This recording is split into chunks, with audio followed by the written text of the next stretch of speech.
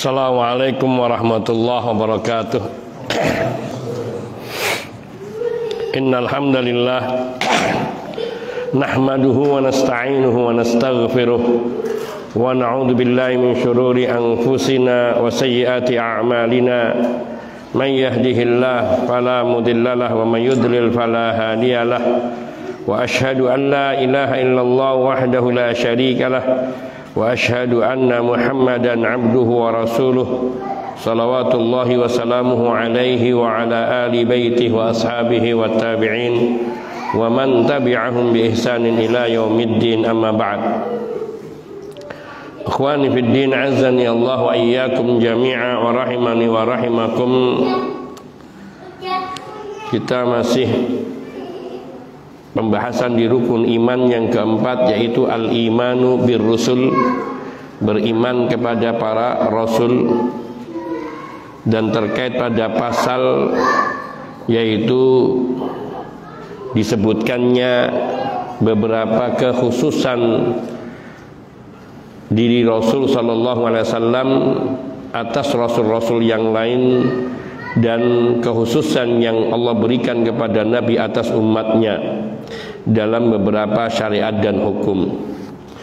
Dan telah kita sebutkan yang lalu 3 poin tentang kekhususan pada diri Nabi atas nabi-nabi yang lain, yaitu yang pertama secara ringkas bahwa Nabi kita adalah khatamun nabiyyin, penutup bagi para nabi sebelumnya, yang artinya tidak akan ada lagi nabi maupun rasul setelah beliau sallallahu alaihi wasallam. Yang kedua, bahwa beliau adalah nabi yang dijanjikan dengan al-maqam al-mahmud, yaitu kedudukan yang mulia, yaitu dengan asy-syafa'ah al-udma pada yaumul qiyamah nanti, yang tidak diberikan kepada nabi-nabi sebelum beliau. Yang ketiga, bahwa Nabi kita Muhammad sallallahu alaihi wasallam, beliau diutus oleh Allah Subhanahu wa taala kepada manusia dan jin, dan kepada seluruh generasi yang ada di masa hidup beliau sampai hari kiamat nanti.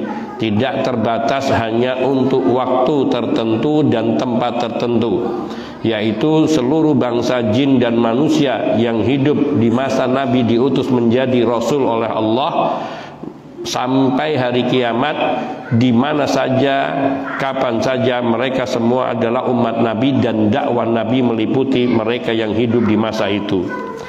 Ini poin-poin, yakni keutamaan yang diberikan Allah kepada Nabi, karena rasul-rasul sebelum Nabi sallallahu alaihi wasallam mereka hanya diutus kepada kaumnya saja, sedangkan Nabi kita diutus kepada seluruh umat manusia, bahkan sampai kepada bangsa jin pula.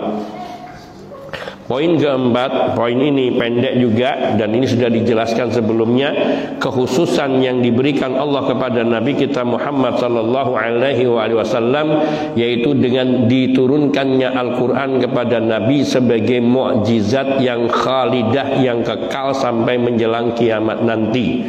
Sedangkan kitab-kitab suci yang diberikan Allah kepada para rasul sebelum Nabi sallallahu alaihi wasallam, hukumnya berakhir dengan datangnya rasul yang sesudahnya atau dengan habis masanya. Sehingga ketika Nabi sallallahu alaihi wasallam diutus, maka seluruh syariat-syariat sebelum Nabi sallallahu alaihi wasallam terhapuskan dan terrangkumkan di dalam Al-Quran, kitab suci yang Allah turunkan kepada Nabi sallallahu alaihi wasallam.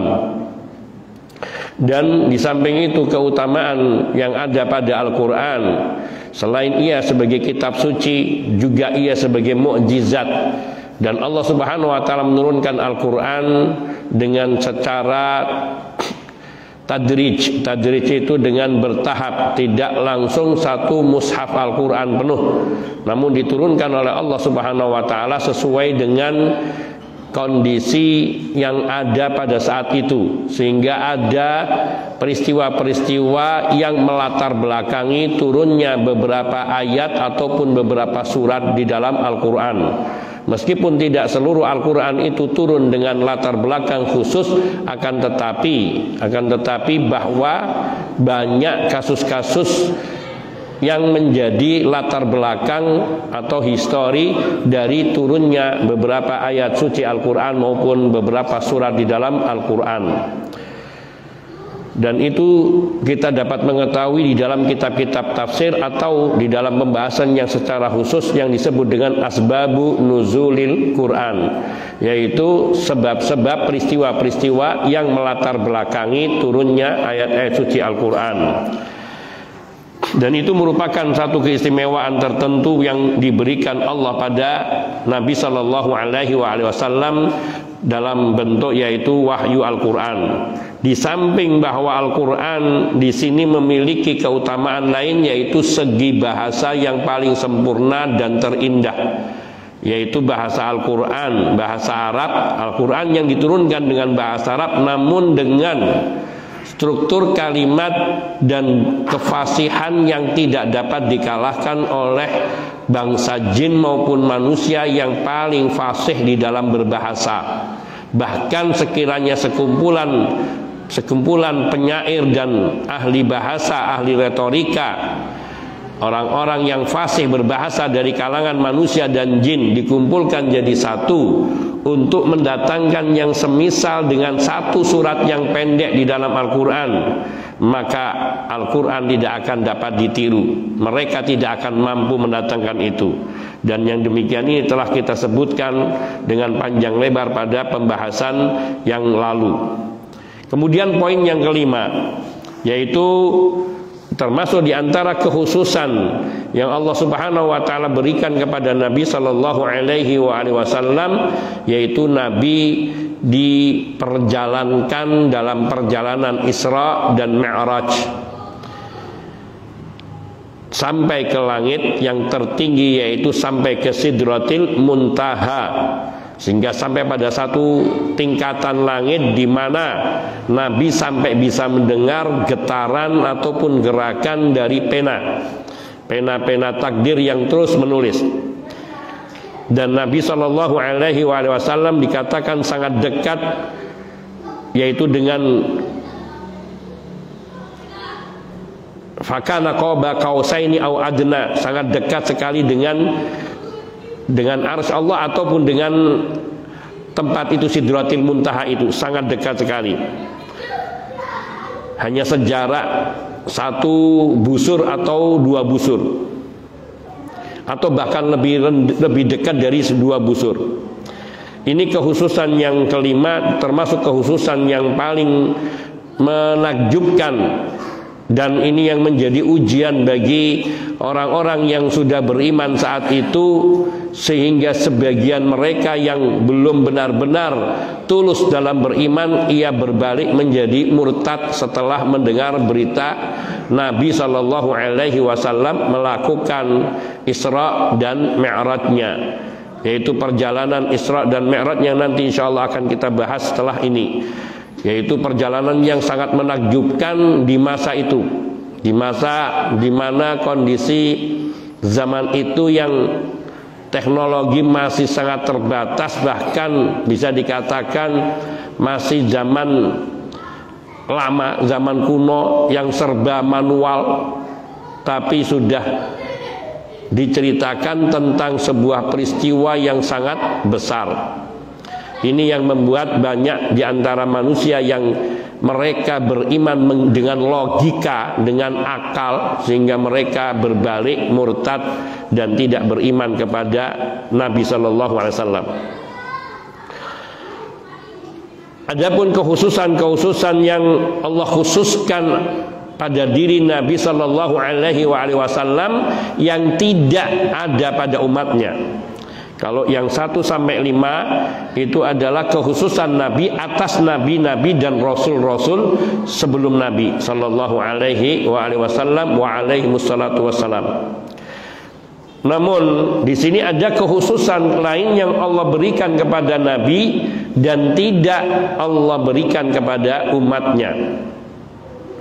Berkata Imam Al-Qurtubi rahimahullahu ta'ala di dalam kitab tafsirnya, Tafsir Al-Qurtubi, Tafsirul Quran Al-Azim Al-Qurtubi, Allah subhanahu wa ta'ala mengkhususkan Rasulnya beberapa hukum syariat yang memiliki makna-makna yang tidak disertakan pada seseorang pun dalam hukum fardu, dalam hukum pengharaman, dalam hukum penghalalan.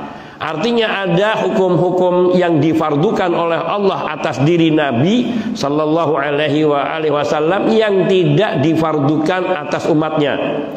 Juga ada yang diharamkan atas diri Nabi sallallahu alaihi wasallam, juga yang diharamkan Allah atas diri Nabi dan keluarganya, anak keturunannya, yang tidak diharamkan atas umatnya. Juga ada yang dihalalkan bagi Nabi yang tidak dihalalkan bagi umatnya.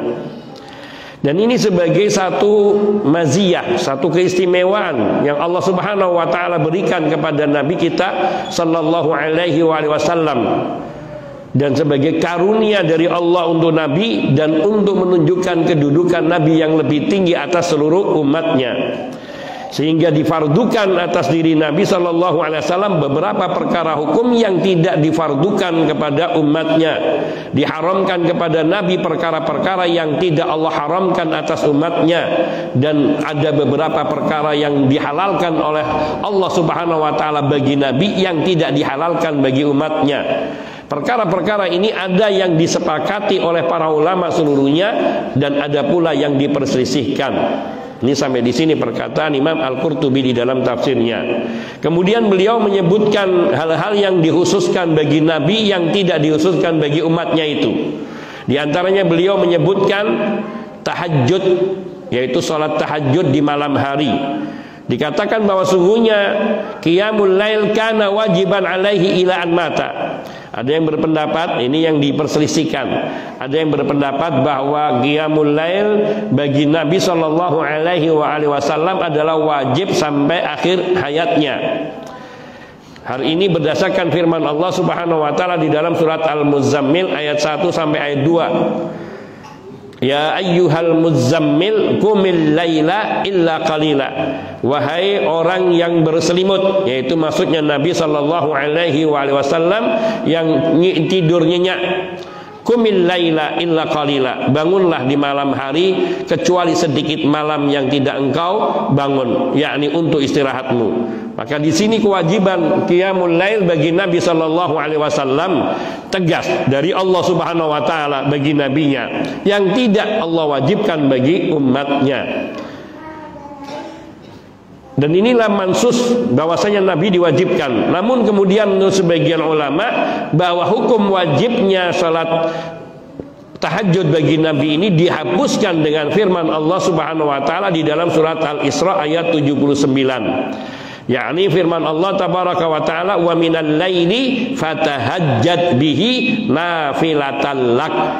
Dan di antara sebagian malam maka bertahajudlah kamu pada sebagian malam itu sebagai ibadah tambahan bagimu. Maka sebagian ulama memahami makna nafilatan lak sebagai ibadah tambahan bagimu, yaitu ibadah sunnah tapi muakkadah. Namun sebagian yang lainnya, sebagian ulama lainnya memahami makna nafilatan lak yaitu ibadah tambahan yang wajib bagimu yang tidak diwajibkan bagi umat Nabi sallallahu alaihi wasallam. Ini diantaranya. Sehingga di sini ada masalah qiyamul lail, apakah wajib bagi Nabi seterusnya sampai wafatnya Nabi, atau ia sampai turunnya ayat wa minal laili fatahajjat bihi nafilatan lak, diperselisihkan oleh para ulama. Namun dari turunnya ayat qumil laila illa qalila ya ayyuhal muzammil qumil laila illa qalila, maka semua ulama sepakat bahwa salat qiyamul lail atau salat tahajud wajib bagi Nabi. Namun setelah turunnya ayat wa minal laili fatahajjat bihi nafilatan lak, maka di sini para ulama berselisih pendapat. Apakah ayat ini menjadi penetapan wajibnya sebagai wajib tambahan Karena ayat pertama itu menjadi kewajiban bagi kaum muslimin seluruhnya untuk melaksanakan sholat malam, yaitu sholat setelah masuk waktu isya atau seterusnya sebelum turunnya wahyu sholat 5 waktu. Yang kemudian setelah menjadi sholat 5 waktu, maka ia menjadi qiyamul lail, menjadi sholat sunnah, menjadi sholat sunnah bagi umat Nabi Sallallahu Alaihi Wasallam. Yang diperselisihkan apakah qiyamul lail setelah sholat 5 waktu diwajibkan itu menjadi sunnah bagi Nabi atau tetap fardu, itu yang diperselisihkan. Kemudian diantara kekhususan yang diberikan Allah kepada Nabi Sallallahu Alaihi Wasallam yang tidak dikhususkan bagi umatnya, annahu idza amila amalan asbatahu, bahwa Nabi Sallallahu Alaihi Wasallam apabila melakukan satu amalan maka beliau akan meneguhkannya, menekuninya, yakni beliau tidak akan meninggalkannya. Ini termasuk satu ketetapan pada diri Nabi Sallallahu Alaihi Wasallam yang tidak ada pada umatnya. Wa minha, dan juga diantara keistimewaan yang Allah berikan kepada Nabi yang tidak diberikan kepada umatnya, tahrimuz zakati alaihi wa ala alihi, yaitu Allah mengharamkan harta zakat bagi Nabi dan keluarganya, anak keturunannya. Maka ini kekhususan bagi Nabi, dan tidak hanya khusus bagi Nabi, tapi juga disyariatkan pengharaman menerima harta zakat ini bagi anak keturunan Nabi Sallallahu Alaihi Wasallam. Maka yang merasa anak keturunan Nabi tidak boleh menerima zakat. Ini berdasarkan ketetapan. Namun ada sebagian ulama yang berbeda pendapat dengan ketentuan-ketentuan tertentu. Wallahu ta'ala alam. Dan diantara kekhususan yang diberikan Nabi ini yang tadi adalah yang diharamkan oleh Allah untuk Nabi yang tidak diharamkan untuk umatnya, yaitu zakat. Kemudian yang diwajibkan oleh Allah untuk Nabi yang tidak diwajibkan untuk umatnya, yaitu sholat lail. Dan termasuk yang dihalalkan untuk Nabi dan tidak dihalalkan untuk umatnya, yaitu puasa wisol. Puasa wisol yaitu menyambungkan 2 atau 3 hari puasa dengan 1 kali sahur dan 1 kali buka. Sehingga kalau wisolnya 2 hari, ya sahurnya hari ini, nanti bukanya lusa. Kalau wisolnya 3 hari, sahurnya hari ini pagi tadi, bukanya setelah 3 hari baru buka, dan tidak ada sahur lagi, tidak ada buka selain setelah 3 hari. Demikian seterusnya wisol. Dan Nabi Sallallahu Alaihi Wasallam diberi kekuatan oleh Allah Subhanahu Wa Taala untuk menahan rasa lapar dan dahaga. Dan itulah makna dari Allah tetap memberi makan kepada Nabi dan memberi minum meskipun beliau yakni tidak sahur dan tidak buka.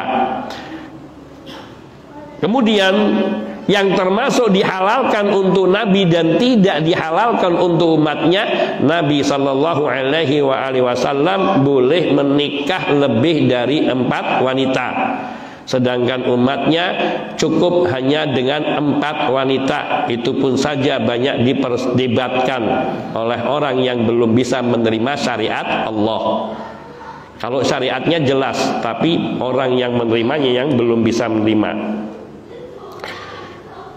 Yang berikutnya diantara hal-hal yang dihalalkan bagi Nabi Sallallahu Alaihi Wasallam, yaitu uhillalahul qital di Makkah. Nabi dihalalkan untuk berperang di Makkah.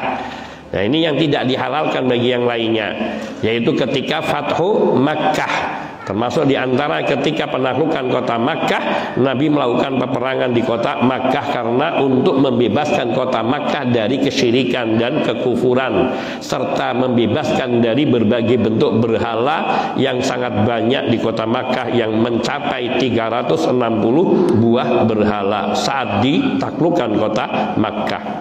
Kemudian termasuk hal yang dikhususkan bagi Nabi, bahwa Nabi Sallallahu Alaihi Wasallam beliau tidak mewariskan harta beliau kepada anak keturunan beliau. La yurisu, tidak mewariskan harta, tetapi yang diwariskan beliau adalah al-ilmu, yaitu wahyu yang diturunkan Allah kepada Nabi yang telah disampaikan kepada umat. Itulah warisan Nabi. Faman akhadahu faqad akhadahu bihadzin wafir. Dalam sebuah riwayat Nabi sallallahu alaihi wasallam bersabda,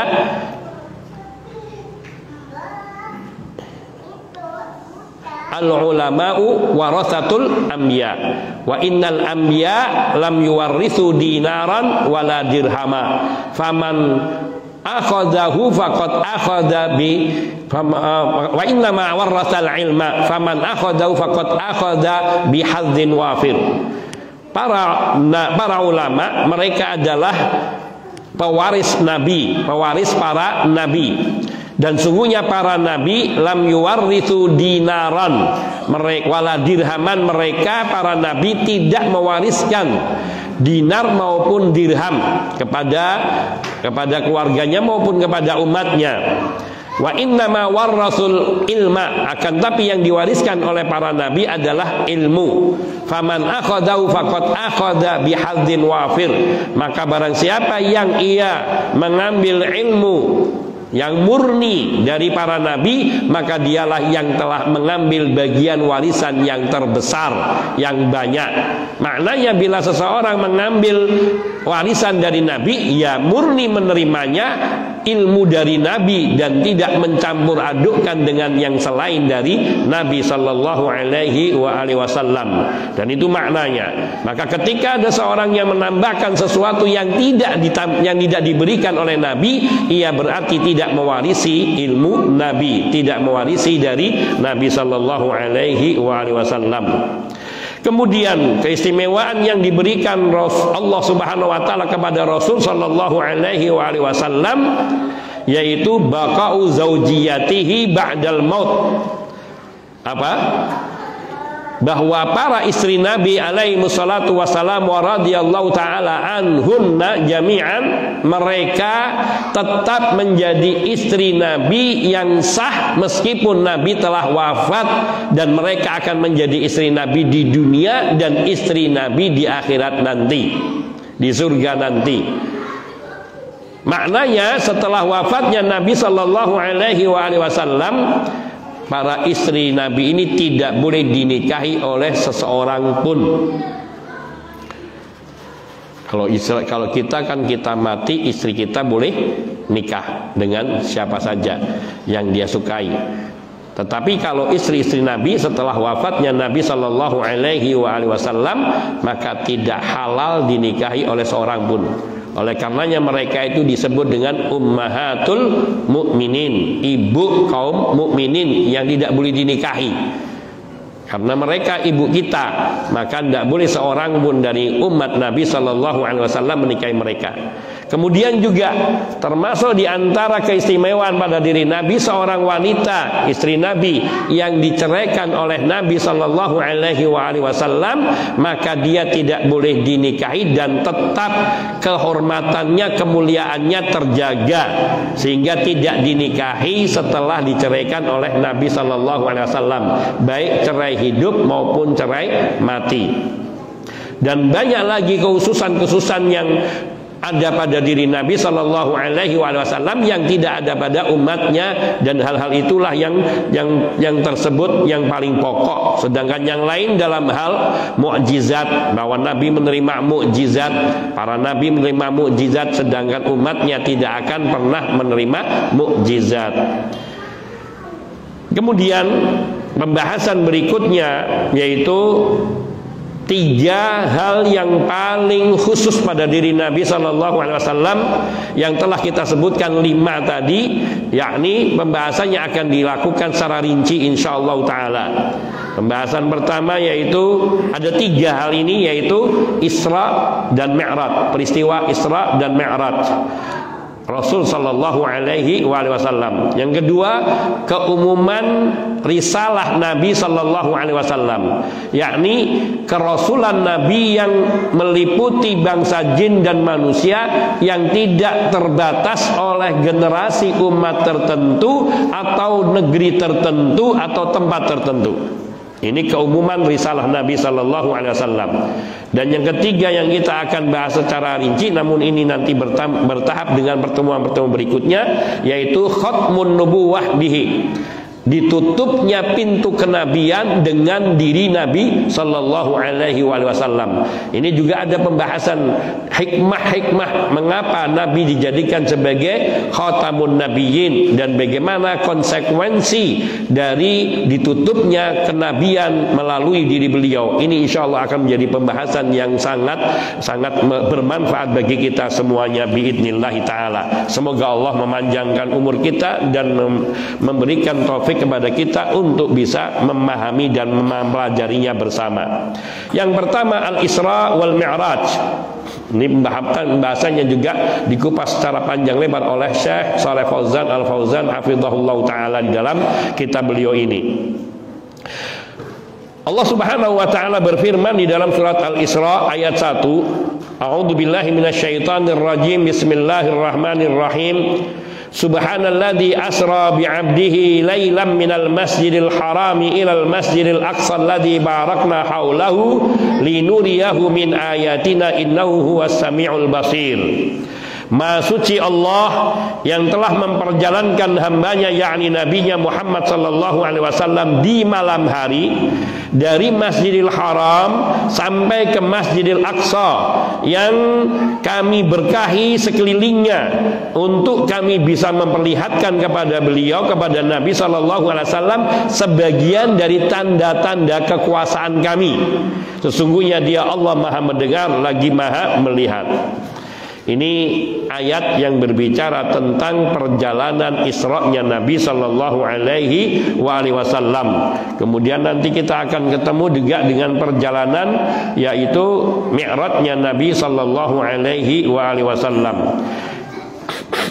Al-Hafidz Ibnu Katsir rahimahullahu taala ketika menafsirkan ayat yang mulia ini, beliau berkata, yumajjidu ta'ala nafsahu wa yu'azzim sya'nah.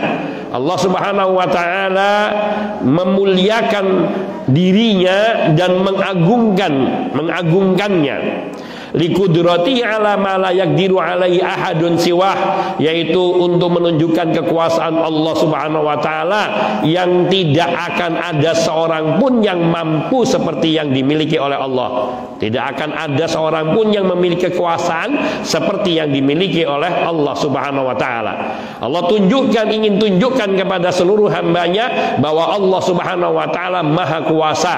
Kekuasaan Allah yang tak terhingga, yang maha dahsyat, maha agung dan maha besar. Maka Allah Subhanahu wa taala menunjukkan tidak ada sesembahan yang hak kecuali Allah, dan tidak ada Tuhan pencipta, pengatur, penguasa alam semesta selain hanya Allah Subhanahu wa taala. Dialah Allah tabaraka wa taala yang memperjalankan hambanya, alladzi asra bi'abdih, yang memperjalankan hambanya, yakni Nabi kita Muhammad sallallahu alaihi wasallam, yakni di malam hari. Namanya Isra itu asra yusri, itu perjalanan di malam hari. Dan ditegaskan di ayat ini dengan firman Allah, subhanalladzi asra bi'abdihi lailan. Lailan yaitu di malam hari, untuk menegaskan bahwa perjalanan ini adalah perjalanan yang dilakukan di malam hari. Ai fi junhil lail, fi junhil lail yaitu di tengah malam. Allah Subhanahu wa taala memperjalankan nabinya Muhammad sallallahu alaihi wasallam di tengah malam. Dari mana? Dari Masjidil Haram, minal Masjidil Haram, dari Masjidil Haram, yaitu Masjid Makkah. Masjidil Haram yaitu masjid yang di Makkah, yang ada Ka'bahnya. Ilal Masjidil Aqsa, menuju Masjidil Aqsa, yaitu Baitul Maqdis yang ada di Ilya. Ilya ini yang sekarang disebut dengan Palestina, yaitu Ma'danil Anbiya, tempat lahirnya para nabi. Tempat lahirnya para nabi, dari Nabi Ibrahim Al-Khalil alaihissalam sampai dengan Nabi Isa, Nabi Zakaria, Nabi Yahya, sampai juga Nabi Isa. Itu semuanya terlahir, mereka kebanyakan anak keturunan dari Nabi Ibrahim yang dijadikan Nabi dan Rasul, lahir di Baitul Maqdis, di Ilya. Ilya itu negeri para nabi. Oleh karena itu Allah Subhanahu wa taala kumpulkan seluruh nabi-nabi ini di negeri mereka, di tempat kelahiran mereka, agar Nabi sallallahu alaihi wasallam mengimami mereka dalam sholat subuh beliau yang pertama kali di negeri mereka, di rumah mereka. Dan ini untuk menunjukkan bahwa Nabi sallallahu alaihi wasallam beliau adalah al-imamul a'zam, imam yang paling agung, dan ar-raisul muqaddam, dan pemimpin yang mulia yang dikedepankan, dipanuti. Sampai para nabi dan para rasul pun mereka bermakmum kepada Nabi sallallahu alaihi wasallam di rumah mereka. Selazimnya bila kita ziarah ke seseorang, kemudian sholat di masjid orang yang kita ziarahi, maka kita hanya menjadi makmum dan tuan rumah yang berhak lebih menjadi imamnya. Namun Nabi sallallahu alaihi wasallam justru dikedepankan oleh Allah Subhanahu wa taala melalui perintah Allah kepada malaikat Jibril, yang malaikat Jibril merintahkan Nabi untuk mengimami para nabi dan para rasul. Itu nanti insya Allah kisahnya akan kita temukan dalam cerita tentang Isra dan Mi'raj. Insya Allah kita cukupkan nanti pada pembahasan malam ini, insya Allah. Kemudian firman Allah, alladzi barakna haulahu, yakni yang kami berkahi, negeri yang diberkahi oleh Allah, haulahu sekitar negeri, sekitar Masjidil Aqsa, yaitu di negeri Palestina ini, Elia ini, dengan tumbuhnya tumbuh-tumbuhan dan buah-buahan. Itu merupakan negeri yang diberkahi oleh Allah Subhanahu wa taala. Dan Allah Subhanahu wa taala memperjalankan Nabi sallallahu alaihi wasallam sampai ke Sidratil Muntaha, linuriyahu min ayatina, untuk Allah perlihatkan kepada Nabi Muhammad sallallahu alaihi wasallam sebagian dari tanda-tanda keagungan yang dimiliki Allah Subhanahu wa taala. Linuriyahu, agar kami bisa memperlihatkan kepadanya, yakni kepada Nabi sallallahu alaihi wasallam, min ayatina, sebagian dari tanda-tanda keagungan kami. Sebagaimana yang Allah firmankan dalam surat An-Najm ayat 18, laqad ra'a min ayati rabbihil kubra, sungguh Nabi Muhammad sallallahu alaihi wasallam ketika di Sidratil Muntaha benar-benar telah melihat sebagian dari tanda-tanda kekuasaan Rabbnya, yang tanda-tanda yang agung dari Rabbnya. Min ayatihi, min ayati rabbihi al-kubra, yaitu tanda-tanda agung dari Rabbul Alamin. Innahu huwas sami'ul basir, sungguhnya dia Allah Subhanahu wa taala zat yang maha mendengar, yaitu mendengar semua perkataan hambanya yang beriman maupun yang kafir, yang membenarkan Allah, mempercayai Allah maupun yang mendustakan Allah. Allah mendengar semua perkataan mereka. Allah al-basir bihim, yang maha melihat mereka. Fayu'ti kullam minhum ma yastahiqu fid dunya wal akhirah, sehingga Allah akan memberikan masing-masing bagi mereka apa yang patut bagi mereka di dunia ini dan di akhirat nanti. Dan kita akan lanjutkan insyaallah pembahasan kita setelah azan Isya biidznillah taala. Wa sallallahu wasallam ala nabiyyina Muhammadin wa alihi wa sahbihi ajmain walhamdulillahi rabbil alamin.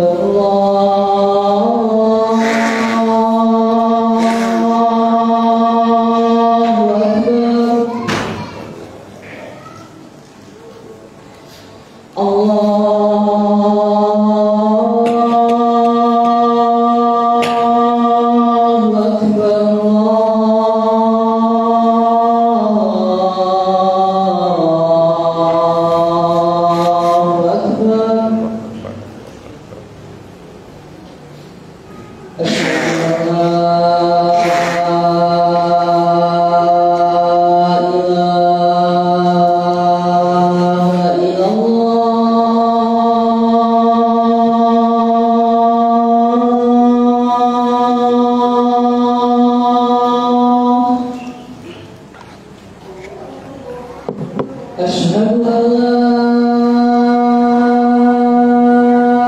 إله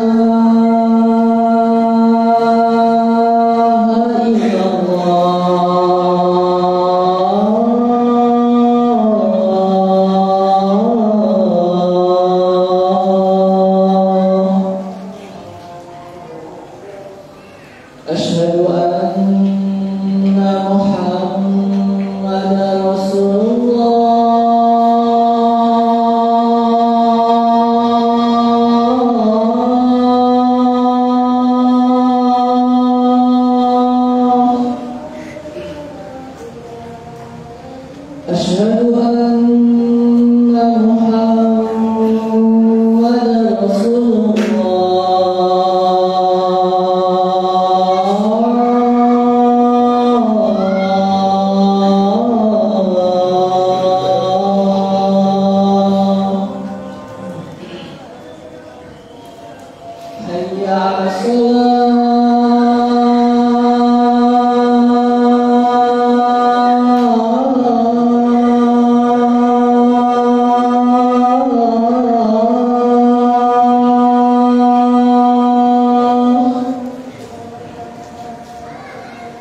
حي على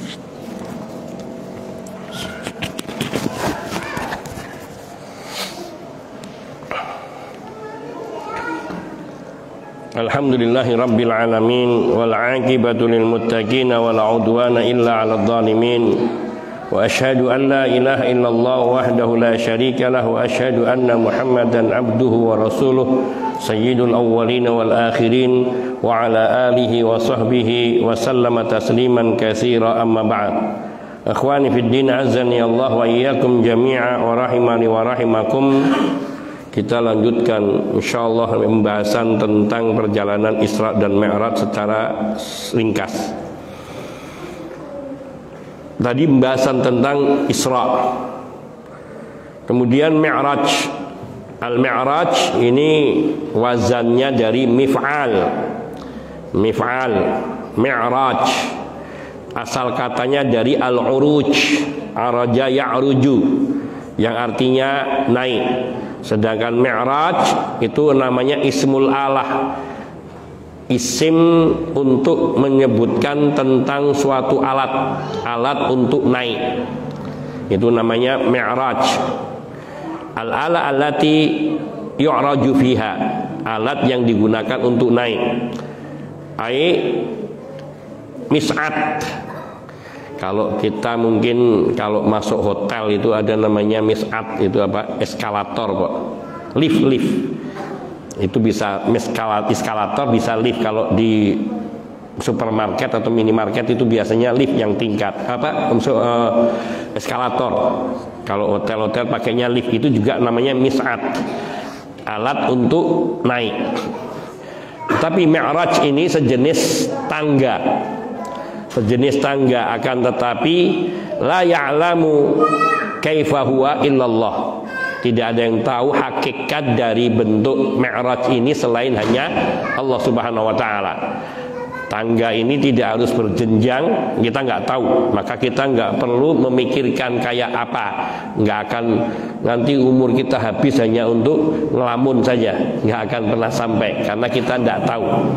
Dan ini termasuk perkara-perkara ghaibiyah, yaitu perkara-perkara gaib yang kita hanya berkewajiban mengimani dan tidak perlu menyibukkan diri untuk mengetahui hakikat daripada Mi'raj itu sendiri. Dan yang dinukilkan oleh para imam bahwa Isra dan Mi'raj ini terjadi hanya sekali setelah Nabi diangkat menjadi Nabi dan Rasul oleh Allah Subhanahu wa taala, dan terjadinya di kota Makkah, dan itu terjadi setahun sebelum hijrahnya Nabi Shallallahu Alaihi Wasallam, atau setahun lebih 2 bulan menurut sebagian pendapat. Dan ini disebutkan diantaranya oleh Ibnu Abdil Bar rahimahullahu taala. Jadi syariat sholat 5 waktu ini diwajibkannya setahun atau setahun 2 bulan sebelum hijrahnya Nabi Sallallahu Alaihi Wasallam. Jadi Rasulullah Sallallahu Alaihi Wasallam melaksanakan sholat 5 waktu berapa tahun? 11 tahun, hanya 11 tahun lebih, sekitar 11 tahun setengah kurang lebih itu.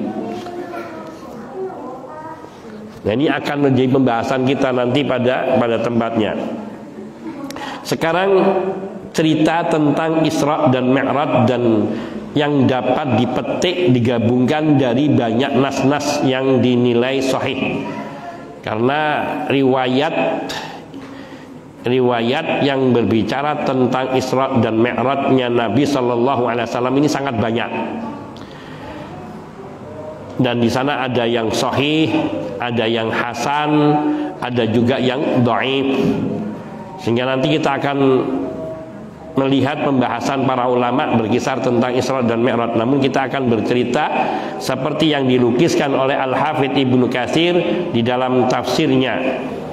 Nah, di sini beliau mengatakan wal haq annahu alaihi salam usriya bihi yaqdatan la manaman. Bahwa yang benar tentang peristiwa Isra dan Mi'raj Nabi Sallallahu Alaihi Wasallam ini, menurut Imam Ibnu Katsir rahimahullah, beliau di Isra dan Mi'rajkan oleh Allah dalam keadaan beliau sadar dan tidak dalam keadaan tidur atau mimpi, sebagaimana yang dianggapkan oleh sebagian Mu'tazilah. Kaum Mu'tazilah diantaranya orang-orang yang lebih mengedepankan rasional, akal. Mereka menolak peristiwa Isra Mi'raj ini dilakukan di waktu sadar dengan berbagai alasan. Nanti kita ada pembahasannya insya Allah. Dan perjalanan Isra Mi'raj Nabi itu dari Makkah ke Baitul Maqdis, ini Isra-nya, dengan mengendarai al-buraq. Al-buraq, buraq ini sejenis binatang yang mungkin bersayap, semacam unta yang bersayap. Tapi nggak tahu kita bentuknya hakikatnya seperti apa, hanya Nabi Shallallahu Alaihi Wasallam yang mengetahui. Yang penting pokoknya sejenis binatang unta yang bersayap. Falamma inta ila babil masjid, maka ketika sampai ke pintu Masjidil Aqsa, rabata ad-daba indal bab, Nabi mengikat onta ataupun buraq ini di pintu Masjid Baitul Maqdis. Lalu Nabi Sallallahu Alaihi Wasallam masuk ke Baitul Maqdis, lalu beliau sholat menghadap ke kiblatnya, yaitu kiblat Baitul Maqdis, sholat tahiyatul masjid 2 rakaat. Tsumma ata bil Mi'raj, kemudian Nabi mendatangi Mi'raj. yaitu sesuatu sejenis kasulam, sejenis anak tangga, sejenis, tapi kita nggak tahu. Dikatakan du darajin yarqa fiha, memiliki anak tangga yang dinaiki, tapi kita nggak tahu hakikatnya, nggak usah kita pikirin. Fasa'ida fiha ila sama'id dunya, lalu Nabi naik melalui mi'raj tadi, anak tangga tadi, sampai ke langit dunia. Tsumma ila baqiyatis samawati sab', sampai kemudian Nabi melewatinya terus sampai ke langit yang ketujuh. Fatalaqau min kulli sama'in muqarribuha. Nabi sallallahu alaihi wasallam disambut atau bertemu dengan para penghuni langit-langit masing-masing tingkatan, dari malaikat-malaikat maupun juga penghuninya dari kalangan para nabi dan para rasul yang sudah menempatinya. Wasallama 'alal anbiya alladziina fis samawat bisa hasabi manazilihim wa darajatihim.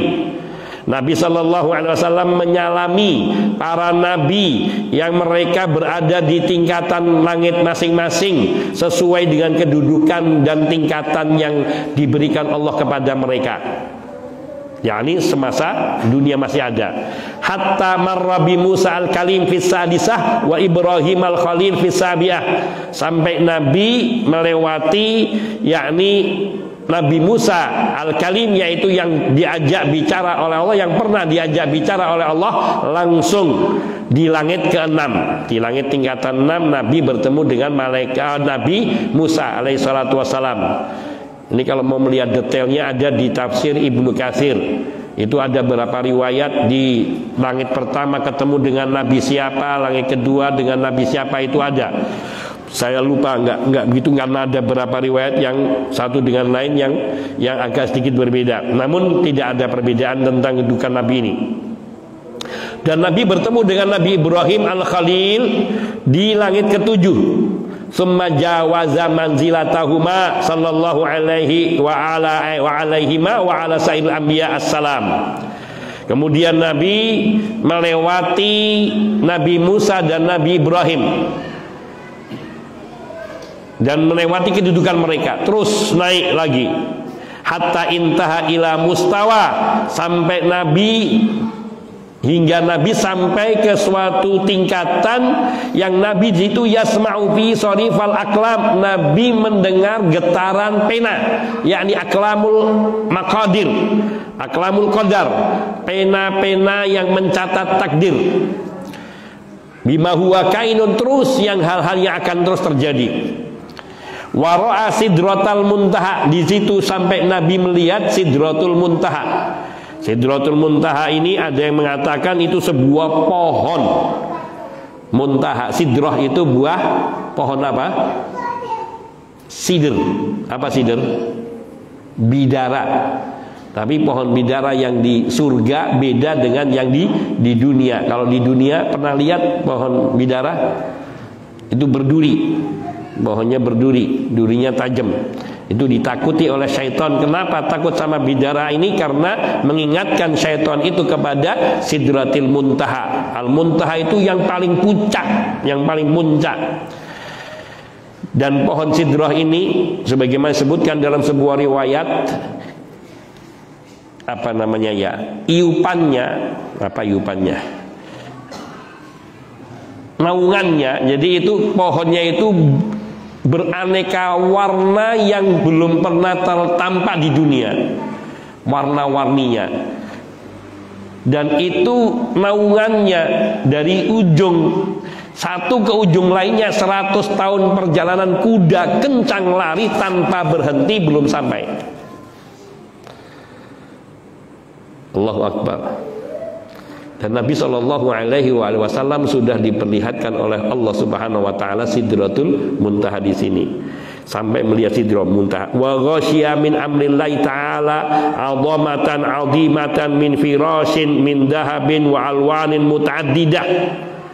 Dan di situ Nabi Shallallahu Alaihi Wasallam melihat, yakni sidratul muntaha ini diliputi dengan perintah dari Allah, min amrillahi ta'ala 'azamatan 'azimah, berbagai perkara-perkara agung besar yang hebat, dari berupa firash min dahabin, kasur dari emas, wa alwan mutaaddidah, dan berbagai aneka warna yang juga diceritakan dalam riwayat-riwayat itu yang belum pernah ada di dunia. Kita ini dihitung warna di dunia berapa? Kalau ingin tahu macam warna dengan gradasinya, datang ke toko bahan.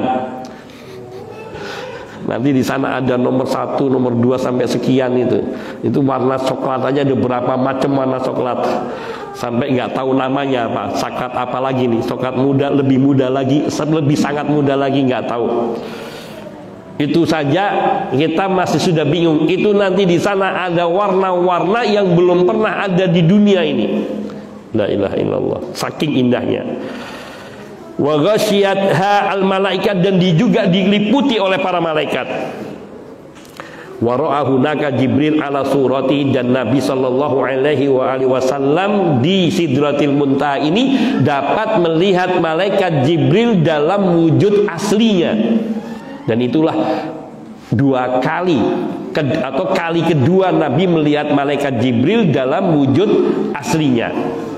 Yang pertama ketika beliau keluar dari gua Hira saat pertama kali menerima wahyu dari Allah Subhanahu wa taala. Dan yang kedua yaitu ketika di Sidratil Muntaha. Walahu sittu mi'ati janahin, di situ Nabi melihat dan mengetahui bahwa malaikat Jibril memiliki 600 sayap. Wa ra'a rafrafan akhdar qad saddal ufuq, dan malaikat Jibril ini melihat sayapnya itu berlapis-lapis, bertingkat-tingkat sampai menutupi cakrawala langit. Ya Allah, tertutup semua cakrawala langit itu. Wa ra'al baital ma'mur wa Ibrahim al-Khalil baniyal ka'batil ardiyah musnida dhahrihi ilaih li'annahu al-ka'batus samawiyah. Dan Nabi juga sempat melihat Al-Baitul Ma'mur, yaitu di langit ketujuh. Juga melihat Nabi Ibrahim alaihissalam Al-Khalil, beliau yang membangun Ka'bah yang di bumi. Saat itu dilihat beliau sedang bersandar ke Baitul Ma'mur, dan Baitul Ma'mur ini Ka'bah yang di langit. Karena beliau yang membangun Ka'bah yang di bumi, maka Allah hadiahkan Nabi Ibrahim yaitu dengan bersandar di Ka'bah yang di langit. Allahu Akbar. Dan dalam sebuah riwayat disebutkan Ka'bah langit itu dengan Ka'bah yang di bumi itu satu garis vertikal. Sehingga sampai dikatakan, diperumpamakan oleh sebagian ulama, kalau Baitul Ma'mur itu roboh, maka menimpanya ke Ka'bah. Ini kalau menggunakan logika ini, kira-kira bumi ini bulat apa datar, muter apa enggak? Saya enggak mau jawab.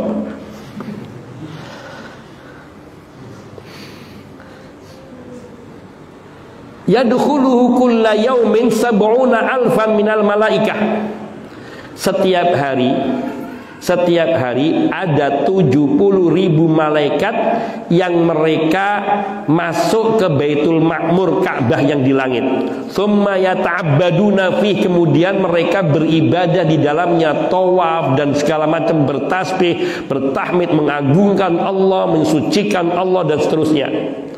Tsumma la ya'uduna ilaihi ila yaumil qiyamah, kemudian keluar dan tidak kembali lagi sampai hari kiamat.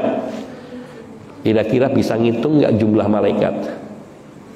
Setiap hari 70.000 masuk Baitul Ma'mur, tawaf, dzikir, ibadah. Selesai itu satu hari itu keluar, tidak kembali lagi, datang lagi yang lain 70.000 malaikat.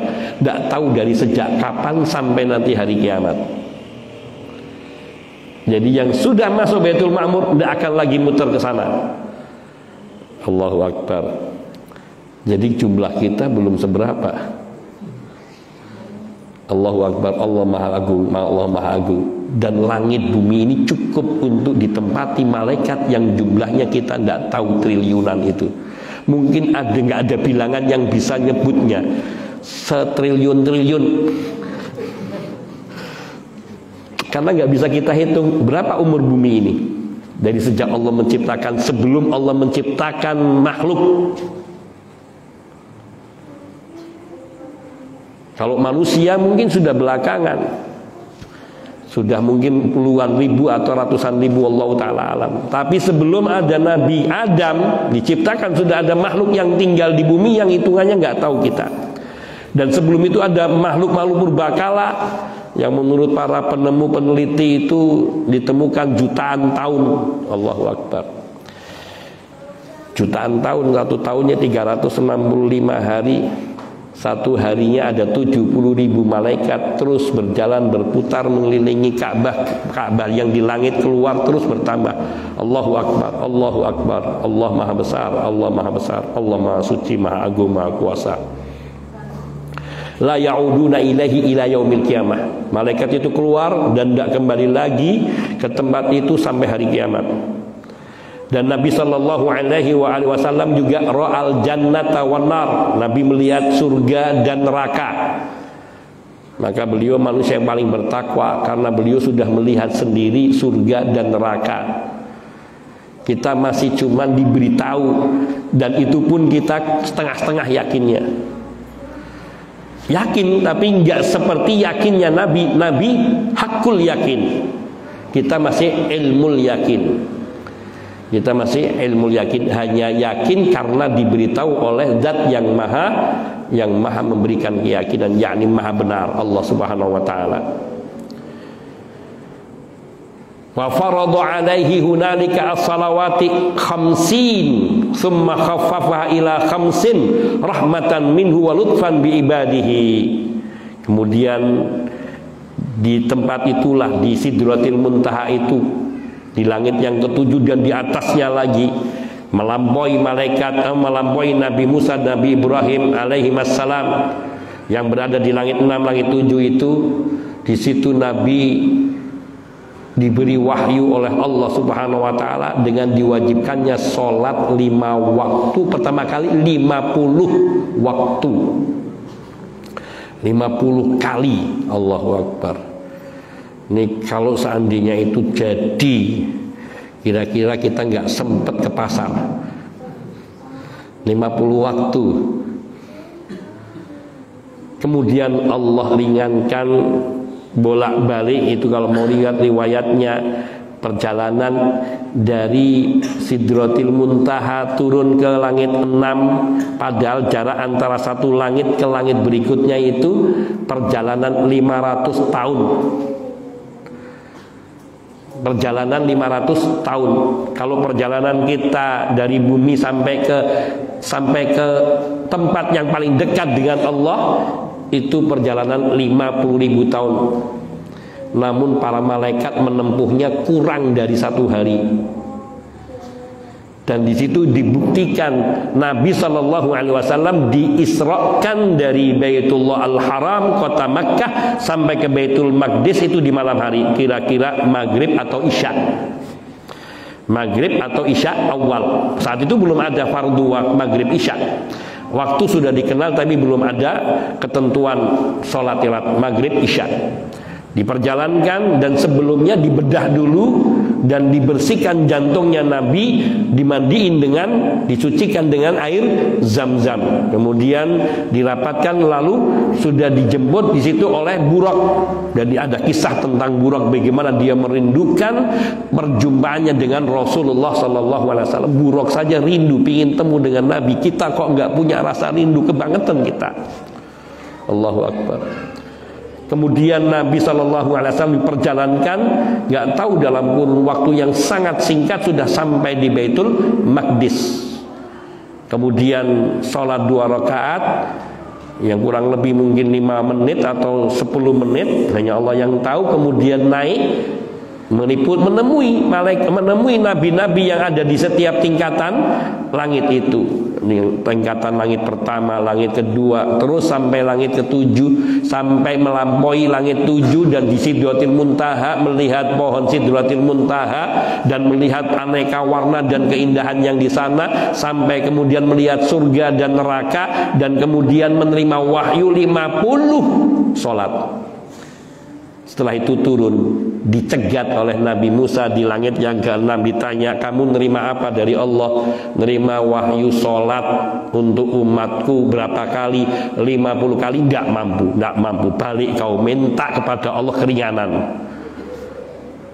Dalam riwayat diringankan 10-10, tapi riwayat yang masyhur dan yang sahih juga dia menyebutkan 5 kali. 5 diturunkan 5 jadi 45, turun lagi ketemu Nabi Musa, tidak kuat, balik lagi terus. Ya Allah, itu hitung kalau perjalanan kita 500 tahun, balik lagi 500 tahun, itu 500 tahun dari langit ke-6 ke langit ke-7. Ini dari langit 7 masih nyambung lagi, jadi bisa jadi 1000 tahun, tapi ditempuh kurang dari semalam. Karena Nabi ketika sampai ke bumi diikuti oleh para nabi dan para rasul di Baitul Maqdis pas waktu subuh, dan di saat itu Nabi SAW melaksanakan sholat subuh bersama para nabi dan para rasul dan menjadi imam bagi mereka. Kurang dari semalam, perjalanan bolak-balik langit bumi. Allahu Akbar. Sampai akhirnya diringankan menjadi 5 rakaat. Itu pun Nabi Musa alaihissalatu wassalam masih nyuruh Nabi minta keringanan lagi, tapi Nabi sudah malu. Apalagi Allah sudah menjanjikan 5 rakaat ini hukumnya seperti 50 kali. 50 waktu ini hukumnya seperti 50 waktu. Maka satu rahmat dari Allah Subhanahu wa ta'ala dan satu kelemah lembutan Allah kepada hambanya. Dan di sini juga menunjukkan betapa agungnya ibadah sholat. Semua syariat ibadah Allah wajibkan atas Nabi Sallallahu Alaihi Wasallam dan umatnya melalui malaikat Jibril alaihi salatu wassalam.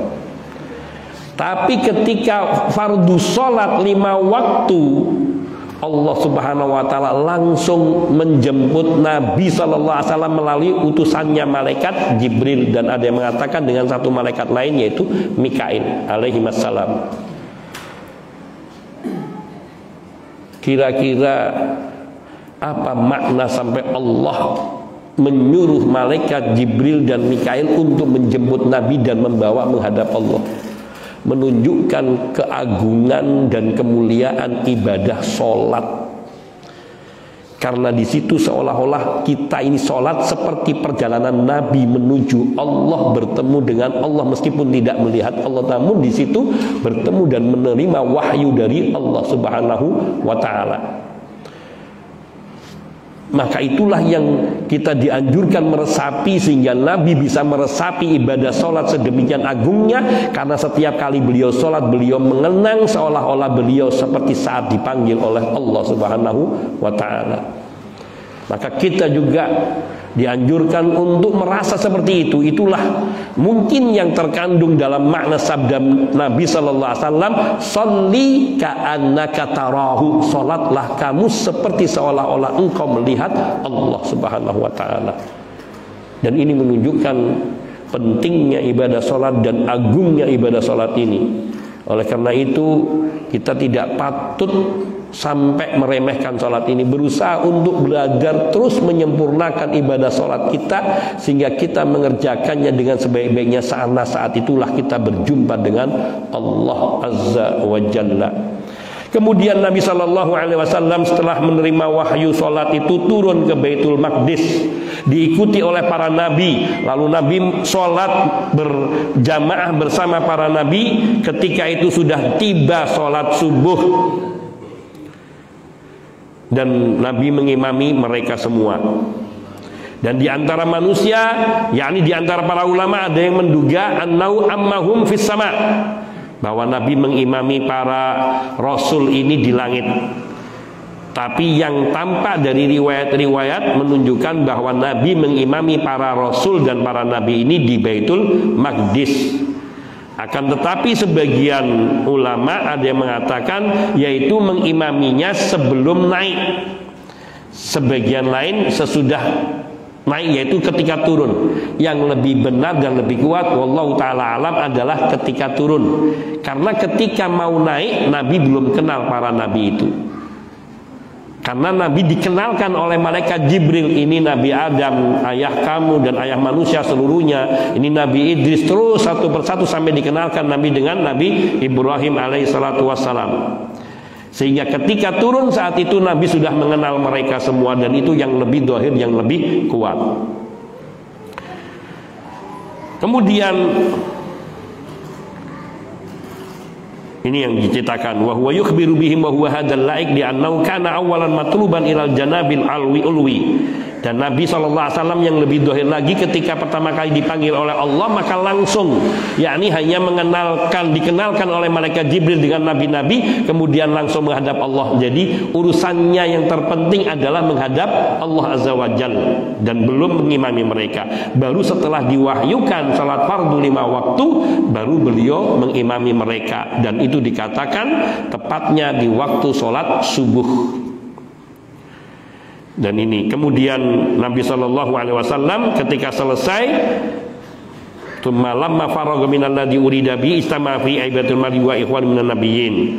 Yani setelah selesai kemudian beliau pulang. Dan di sini diperlihatkan tentang kemuliaan, keutamaan Rasulullah sallallahu alaihi wasallam atas para nabi dan rasul-rasul lainnya, dengan Allah menjadikan Nabi sebagai imam bagi mereka di dalam sholat subuh di negeri mereka. Dan ini juga dari isyaratnya malaikat Jibril alaihissalam yang diperintah oleh Allah memberikan isyarat kepada Nabi untuk menjadi imam bagi mereka. Kemudian setelah itu Nabi keluar dari Baitul Maqdis dan menunggangi buruk kembali, lalu kembali di kota Makkah bigholasin, yaitu masih gelap. Maknanya masih gelap, masih waktu subuh. Dan waktu subuh itu sekiranya kita ini tidak ada cahaya lampu penerang, maka kita hanya melihat orang, tidak kenal wajah. Meskipun kita sudah kenal, tapi dari kejauhan kita nggak bisa mengenali satu persatu. Itu namanya gholas. Gholas yaitu sisa kegelapan malam. Sisa kegelapan malam.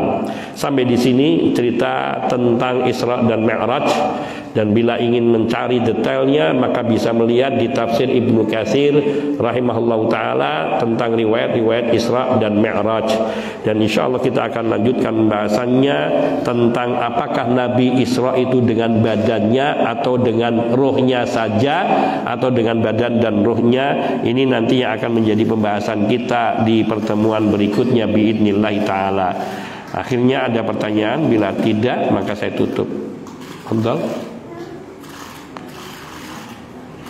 Naam.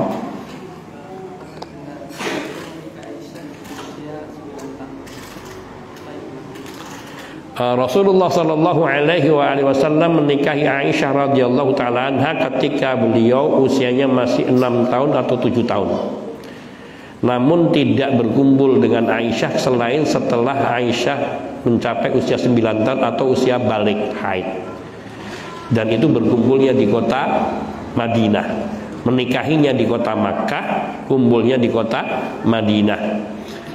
Dan setelah menikahi Aisyah radhiyallahu taala anha, sebelum berkumpul dengan Aisyah, Nabi sallallahu alaihi wasallam menikahi dengan Saudah binti Zum'ah di kota Makkah juga, kalau tidak salah, seingat saya di kota Makkah atau di Madinah awal. Hadza wallahu taala alam. Ada yang lain? Khalas, mungkin ini saja yang dapat saya sampaikan, dan semoga Allah Subhanahu wa taala memberikan manfaat kepada kita dengan apa yang kita pelajari untuk semakin meningkatkan keimanan dan ketakwaan kita dan ketaatan kita kepada Allah Subhanahu wa taala, serta meningkatkan kualitas ibadah kita, salat kita terutama, yang ia merupakan ibadah yang paling agung, dengan dalil bahwa Allah Subhanahu wa taala menjadikan ibadah salat itu dengan peristiwa yang agung, yaitu peristiwa Isra Mi'rajnya Nabi sallallahu alaihi wasallam. Hadza minni wal afu minkum wa sallallahu wasallam ala nabiyyina Muhammadin wa alihi wa sahbihi ajmain walhamdulillahi rabbil alamin. Subhanakallahumma bihamdika asyhadu an la ilaha illa anta astaghfiruka wa atubu ilaik. Assalamualaikum warahmatullahi wabarakatuh.